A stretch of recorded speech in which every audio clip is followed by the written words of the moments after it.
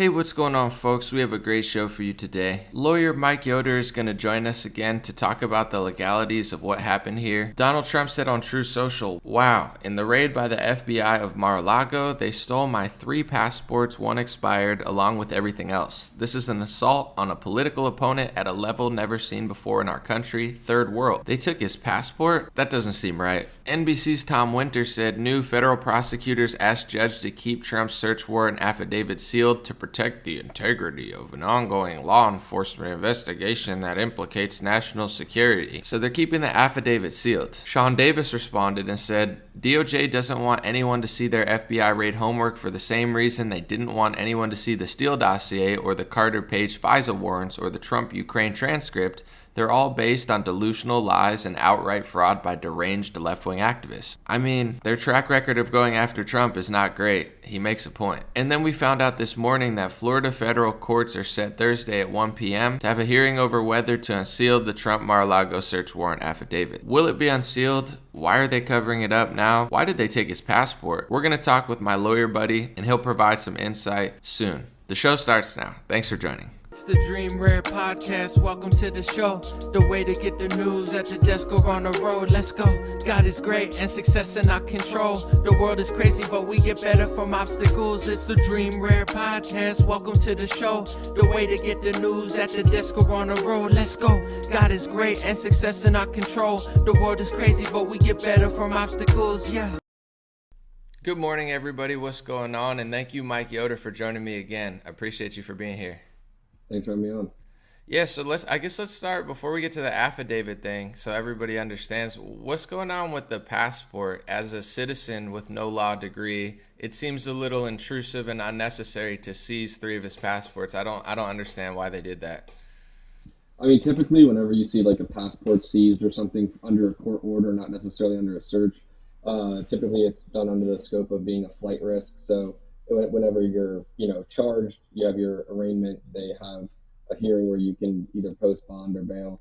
And sometimes if there's a flight risk, I mean, that was the issue with Ghislaine Maxwell when there was a big hearing on whether she was going to be able to be bailed out or bonded out until her trial. Obviously, it runs into some due process concerns because in America, you're innocent until proven guilty, unless you're a Republican. We can probably add that in at this point.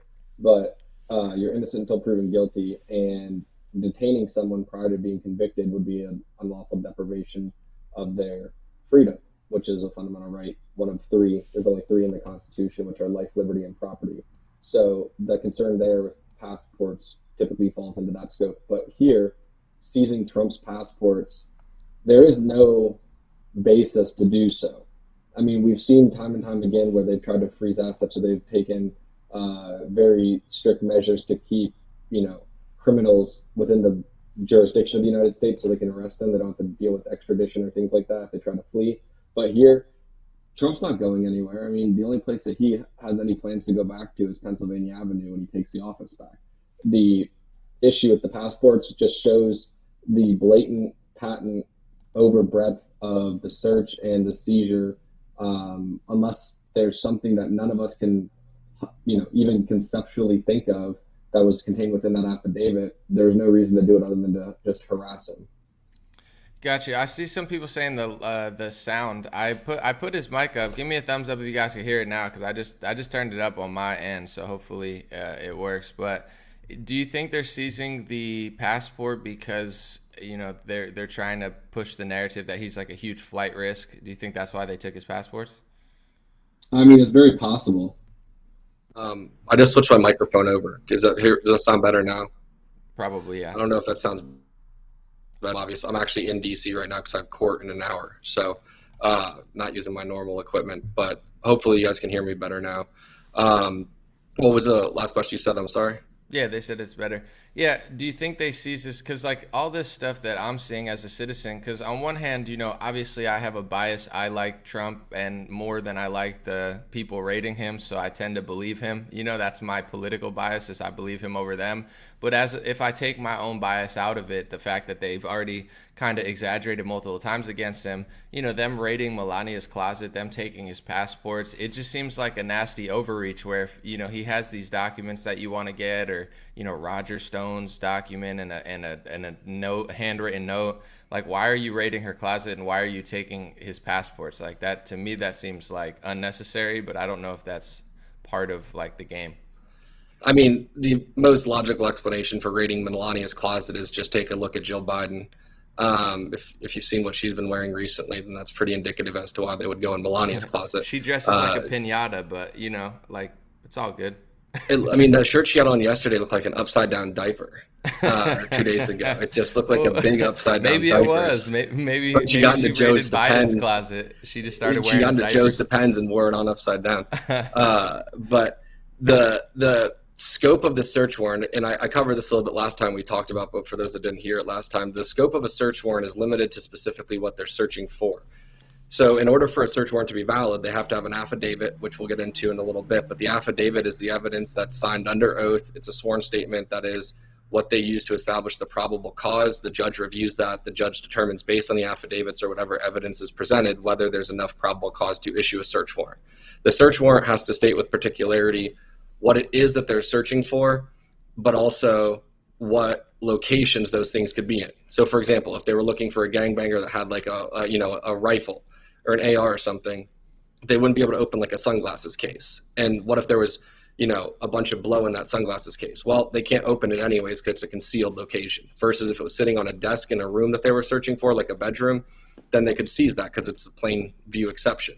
But with going into the safe, going through Melania's closet, the only indication that they had as to any documents was based on it being in boxes. So I don't know why they were looking in a safe. The issue comes down to whether they had statements with particularity indicating as to why they had reasonable suspicion or probable cause to believe that the safe or the closet contained these so-called classified documents, which weren't even classified. A, they were declassified. B, Mar-a-Lago is a authorized location for classified documents. So like they kind of fail on both prongs of that and not even getting into the intent component. So the biggest issue is what was the scope of the search? What evidence did they have to launch this?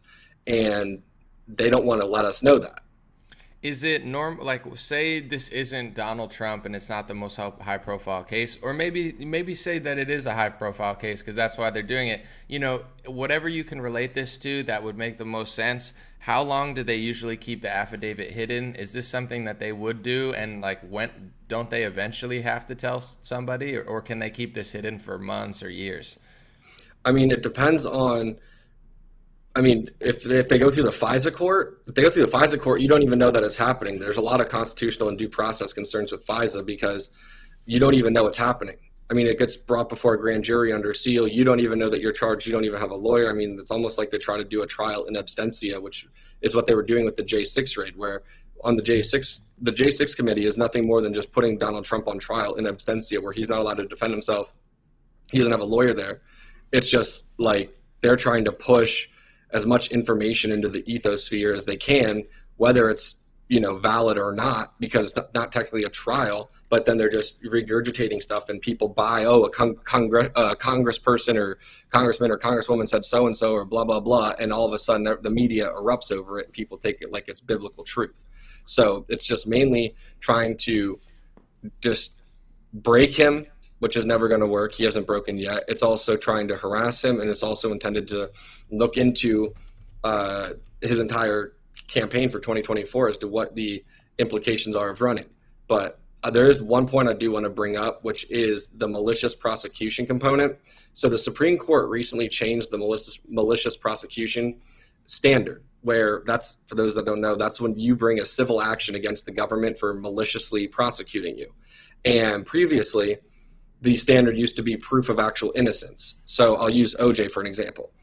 OJ could not have ever lodged a malicious prosecution claim because there's no way on God's green earth that he could prove he was innocent.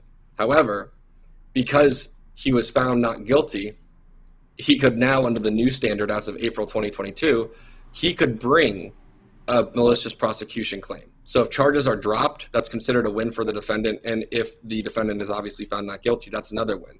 So they're staring down the barrel of a massive lawsuit if they are not able to demonstrate that the probable cause supported in the affidavit is actually viable. Do you think, because I mean, obviously, I guess certain people in the law have attitude like anyone else in any profession, but, just as a citizen without a law degree, watching Merrick Garland on television, he reminded me of the Arthur meme, if you know, where like Arthur has his fist clenched and he looks like really angry. Like he looked very angry, very vindictive, very vengeful. Maybe the left likes that, they want Trump to go to jail or whatever. But as somebody that's willing to acknowledge maybe he did do something wrong, that definitely didn't sell me on it. Like he just looked like almost like steam was about to blow out of his ears, and I'm like, this doesn't look very professional. Well, he's a Democrat. They can't stand when they're questioned, when people don't just take their word as truth, when people have any clue as to what they're actually doing. Like, how dare you question me? How dare you disrespect my authority? How dare you call into question the integrity of the Federal Bureau of Investigation? Well, how about you actually start criminalizing and prosecuting things that matter? We still haven't found the Vegas shooter. We haven't found the person that planted the pipe bomb outside of Congress on J6. Also, the last time someone planted a pipe bomb outside of J6, in case you didn't know, it was 1983. Her name was Susan Rosenberg. And on Clinton's last day in office, Representative Nadler from New York got Clinton to issue her a pardon. And unless you didn't know that, she is now on the board of directors for Black Lives Matter Network, Inc. But that's just an aside on pipe bombs. They haven't gone after Hunter. They haven't gone after Hillary. But yet they're going to weaponize the FBI to investigate Trump, to investigate parents concerned about their children. Hell, how many FBI agents went to the NASCAR place to look and see look about that noose that was allegedly hung in, what was it, Bubba Wallace or whatever his name was, his garage? I mean, that's the FBI, and that's what they're looking into. Not to say that hate crime shouldn't be investigated, but if there's a higher list of priorities than, not being weaponized, I'd like to know what that is. Right. Even I just wanted to bring this up because it's a fascinating story, like the Susan Rosenberg thing where she like had a bomb with Congress or whatever. Even Snopes admits it's a mixture. It says, did a convicted terrorist sit on the board of a BLM funding body? And it says, Susan Rosenberg has served as the vice chair of the board of directors of Thousand Currents, an organization that provides fundraising and fiscal sponsorship for BLM Matter global movement. Like you said, she's an active member of the revolutionary left-wing movements whose illegal activities include bombing U.S. government buildings and committing armed robberies. So, that has happened in the past before. That was really bad, but I guess they just memory hole that, act like it doesn't exist. Like you said, I think pardon them out of jail, and now they, I guess, sit on a funding board that funds other people who destroy our cities. As the media tells us, it's somehow cool. I mean, that's not only the legalities of like allowing that to happen and bailing people out of jail, but also when they were telling everybody to lock down, social distance, and if you have a group of 3 people, you're hurting everybody. And then the whole media and all these people justified tens of thousands of people in the streets committing crime. It was fascinating to watch. But yeah, I hear you. The Epstein thing goes unsolved as well. So the left, instead of earning trust, which I would be totally fine with, they always just clench their fists, steam out their ears, and like you said, say, how dare you not trust us? It's like, give us something better than Rochelle Walensky and Garland, and I'll think about it. It's just asinine. I mean, someone that's tied to Epstein is now the federal judge that was appointed by 6 or 7 people and 6 or 7 lawyers and 2 non-lawyers that were on the merit selection panel that nominated him, because you don't go through Congress, you don't go through the advice and consent role. Those people have ties to Epstein. And then he now grants a search warrant. They raid Mar-a-Lago in an unprecedented attack in essentially what's Watergate 2.0, except they just didn't try to hide the fact that they were spying on a political campaign. They then try to backtrack and say, in the interest of transparency, but then when we actually want them to be transparent, they're like, how dare you actually, go to cash the check that I told you that you could, here, I'm going to write you a check, but you can't cash it. And how dare you even try to cash it? They don't ever have any level of integrity, nor are they able to think out beyond their nose. It's like, electric cars are $50,000. Let's pass this Inflation Reduction Act. And now we're going to make Teslas $57,000, but there's a $7,000 discount, guys. And you're like, so it's right. Still $50,000. I mean, all it does is artificially devalue the dollar. And people don't listen to this. They don't realize what's going on. Black Lives Matter. exploited Black lives. I mean, look at the $90 million raised and name one city that's been gentrified that hasn't actually burned to the ground. Build back better. The only thing Biden's built back better is the Taliban. Moving forward. That was another campaign slogan. Media matters. Created the fake news narrative. Every single thing that they do or every single thing that they exist for is the absolute opposite of what they're named. And Right. people just buy into it because the only defense and the true defense is that's not what I'm doing. That's what you're doing. Calling Trump a fascist or racist, things like that. Listen to Biden. Meanwhile, Trump had the first minority, one of the most famous minority membership country clubs in the country. I mean, he's done so much to gentrify low income and Black communities and try to fight for equality. Yet the fact that Biden can call, so you have to have an Indian accent to work at 7-Eleven, or if you don't vote for me, you ain't Black. It's just absurd. Definitely the left is very good at branding. I think like Black Lives Matter is genius level branding. They're good. I think Republicans have a lot to work on in getting these sort of narratives across, because they definitely get people's attention, whether it's true or not. But I know you only have a few minutes left. I guess I want to ask you, where do you see this whole case going? Do you think they're ever, when do you think they're going to have to show us the affidavit so we know what they actually rated? And do you see them actually this failing in their face like the last couple of things they did? Or like you said also, in a way it didn't fail because it wastes our time, it runs us in circles and runs Trump in circles. And also they potentially, literally took things from him. So maybe they would consider that a win. But do you think they'll charge him, and do you think the affidavit will be revealed? I think the affidavit will eventually be revealed, but obviously, unlike Epstein's list, we know Trump wasn't on it because that wasn't leaked. So it depends on whether the court actually orders that this actually be made public. But at the end of the day, I think that the biggest thing people need to realize is that if you're looking at whether you're Democrat or Republican, again, I always say this, it's not a left versus right issue. They're both two wings of the same bird in terms of the establishment political parties. It's just like a dog fight. The owner actually owns both dogs of that fight, which would be both parties. And where the real money comes from the marketing and how much do you talk this fight up and hype it up. And then the people that buy those expensive tickets to come watch that fight, well, those spectators are us, and that's through political donations and campaign contributions. At the end of the day, it's essentially government and establishment politics against American citizens. And people need to more so focus on not necessarily the nuanced, tiny issues of all these fringe groups that they created, and start realizing that if we're fighting amongst each other as citizens, then we can't be dedicating our efforts towards combating government overreach and what they're doing to deprive us of our constitutional rights. But I hope that the affidavit does get unsealed. I think that it's critical that it does, not only for just public transparency, but also for the interest of justice, because if you have blind justice and you have things under seal, unless it's something that's implicating national security, which it's not, there's nothing in there that could implicate national security because they couldn't have probable cause because such facts don't exist. I mean, hell, look at our national security right now with Biden in office. It's a hell of a lot less secure than it was when Trump was in office under any circumstance. So I think I saw at one part of the border, there were 2,000 people that entered in one day at one part of the border, so if that's only one section, 2,000 people a day, that's not national security issue, just thousands of undocumented people that we have no idea where they're from or who they are coming across our border, but they're going to seize a handwritten note from Donald Trump and a Roger Stone pardon like they don't know what that paper already says. It's pretty crazy. Yeah. Meanwhile, they raid Project Veritas because they have Ashley Biden's diary. It's just sad and insane what we're seeing right now, but I hope the affidavit does get unsealed. Hearings on Thursday, and by any logical or legal basis, that affidavit should be made public. Thanks for joining, Mike. And guys, Mike Yoder, Mikeyoder. Just search for it. Check him out on Instagram. Any of your links you want to drop real quick. Thanks for your time this morning, and I know you got to run. Yeah, appreciate it. Main thing is on Instagram. It's Yoder, YODER_ESQ.